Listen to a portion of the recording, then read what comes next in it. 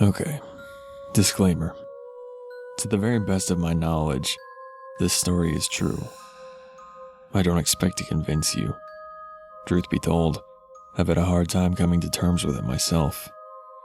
Cliche as it might be, I really am a rational person, and if not for this, I would probably be the most stone-faced atheist you'd ever met. But after much internal struggle and debate, I have come to the conclusion that there are things in life that simply can't be explained with reason, at least in the form in which we know it. Logic, for all the trust we place in it, is really nothing more than a candle, all too easily snuffed out. And when it is gone, we are left alone in the dark, and everything we would scoff at by daylight suddenly becomes very believable. Alright, before I wax too melodramatic, here's my story. I was very young, only 4 or 5 at most, before either of my siblings were born. It was just Mommy and Daddy and me, living in our little house in Great Bend, Kansas. Very quaint. We were a young family, without much money, and most of our furniture was secondhand. It was the middle of the day. Summer, hot, boring.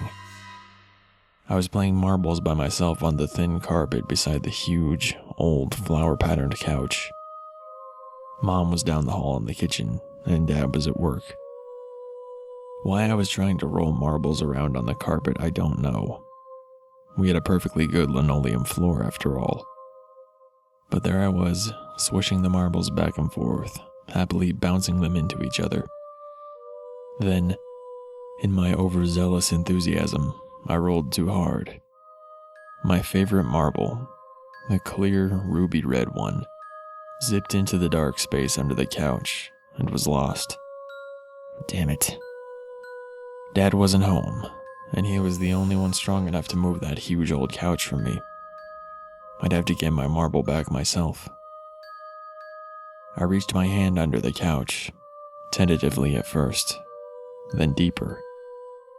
Encountering no marbles, I pulled my hand out in disappointment. Then a hand reached out from under the couch back at me. I remember the image vividly, and I suspect I always will. It was a slim hand, with tapered fingers. A woman's hand. It was gnarled and wrinkled as if aged, and it was dead black. Not black as in African, black as in dead. Of course, back then, I didn't know that corpses blacken as they decompose, so I didn't know what the black meant.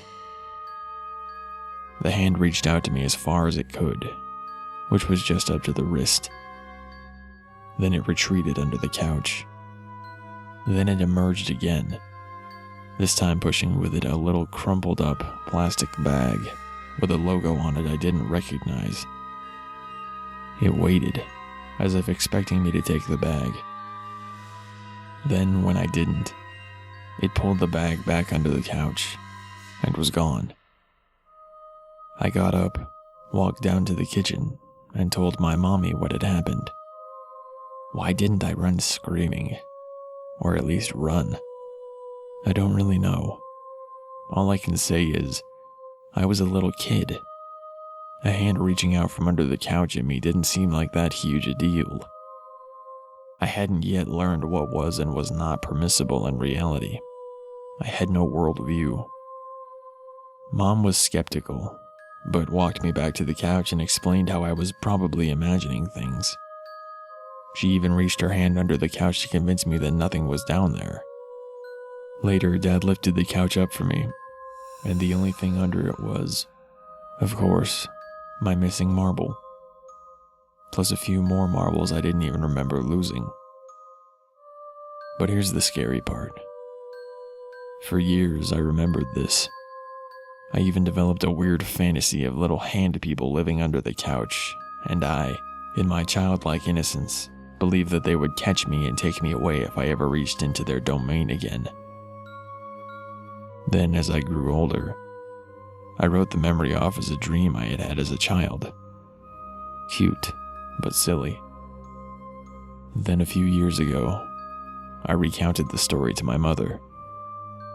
She gave me a funny look and told me she remembered it because, after all, she had been there. She told me that she remembered me coming to her in the middle of the day and telling her about the hand under the couch, and remembered being highly disturbed by my story, since I was an extremely quiet, well-behaved kid who didn't ever lie. Then she told me about the couch itself. According to her, she and Dad had gotten the couch from the estate of an old woman who had actually died on it. This was the first time I had heard about this, but it sure explained why they got rid of the couch within a month of my story. But here's the part that truly frightens me, even to this day. The part that I have to try so hard to get out of my mind some nights. Remember that bag the hand pushed towards me? I've never forgotten the logo that was on it. And recently, as in a few years ago, I saw the same logo again, on what looked like the same type of bag, in a hardware store. It was a bag of utility razor blades.